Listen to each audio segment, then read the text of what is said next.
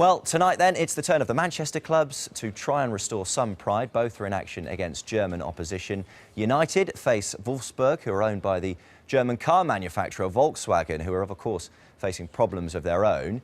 Manchester City, who've been knocked out of the last two tournaments in the last 16 stage, face Borussia Monchengladbach. Conor McNamara is in Germany and looks ahead for us.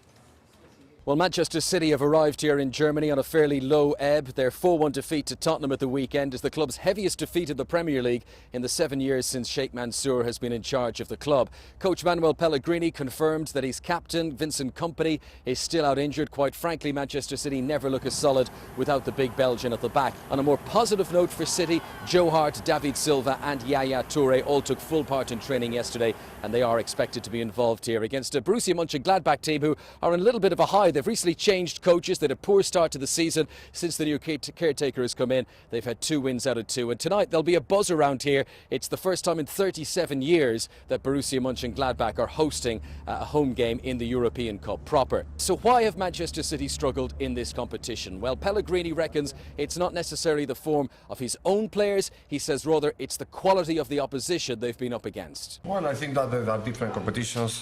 What happened in the last games in Premier League, and we know that the Champions League is just 5 games that we must play, and we need to qualify for the next stage of groups. So it's not the final, but it's a very important game. So it's different in Premier League that maybe you have more time to recover.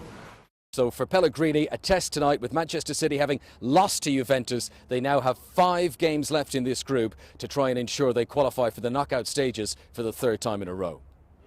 Conor McNamara reporting there. Swiss authorities say they are treating